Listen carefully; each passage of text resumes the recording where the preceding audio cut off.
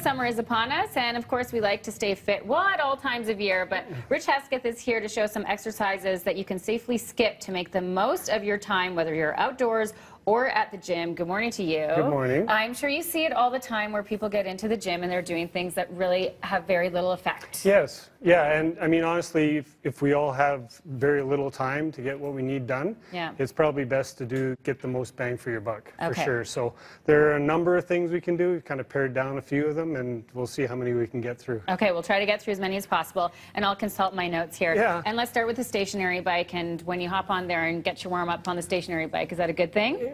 If that's the only thing you're doing, no. And for the most part, if you just hop on the bike, you do a little sort of easy ride and then hop off and start getting into your workout, it's not effective whatsoever. Right. Yes, you need a general warm-up, but you're better off doing stuff standing on your feet. So it can be as easy as running on the spot or hopping on the spot or doing little footwork exercises. But then once you've done that, do your activation work by doing swings. So 3, 4, 5 upper body swings, overhead, arm circles, those kinds of things. And also your high kick movements. So you're activating your hamstrings.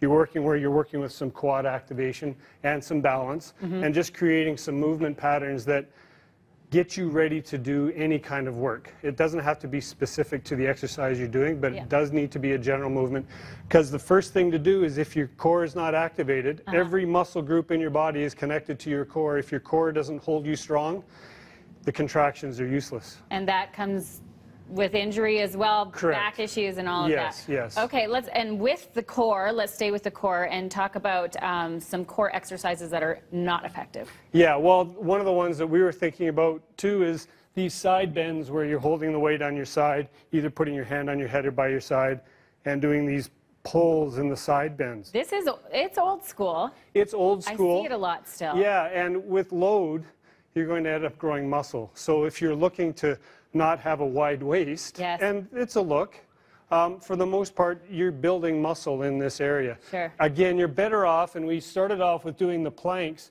you're better off doing plank movement, where it's not a range of motion as such, doing crunches and side to side, but it's more functional movement. So if we are doing planks, even if you do a side plank on the side, to be here, what's more effective, you're still working the obliques on the side, but if you start off with your hand here, reach underneath and come back, reach underneath and come back. You've created some more functional movements. We're incorporating many more muscle groups with the exercise that you're doing. The more muscle groups you can incorporate in an exercise, the more efficient you're going to be. Yes. Now, bodybuilding is very specific, and not everyone wants to be a bodybuilder, and not everyone wants tone in one specific area. Right. So again, little single joint, single muscle movements are not super effective. Okay, so the plank, is that going to whittle the waist? Yes. Yeah? And give you stability. Great. So anyone who has a back problem, planking and holding should be the route that they go very first. Okay, terrific. Leg machines. Leg machines. You're kind of anti-machine, right? I am generally, again, more because of the number of muscle groups that you use. So if you're doing just a leg press exercise, you can use a lot of weight, but you're not incorporating your core to stabilize the movement. You're not incorporating more muscle groups, glutes. So if you think in a leg press, it's quads doing the push. If you're doing a squat in a proper posture, now from the lower range you're using glutes, halfway range you're using hamstrings, top range you're using quads. Your ankles and calves, you're doing some work for balance, and your core is holding. And that's whether you're holding a bar here, weight here, or weight overhead. More comprehensive. More comprehensive movements. There's lots of variety around that. The more challenging it is peripherally, the more you're going to get out of it. And just really quickly, can we talk about the adduction? Abductor machine, somewhat embarrassing when you're in the gym doing it, but you're going to get more out of doing that if you're doing a lunge. So in a step lunge position, what you want is your lower leg not to move very much. You don't want this forward movement, as little movement and up and down in this position. You get a lot more out of this position.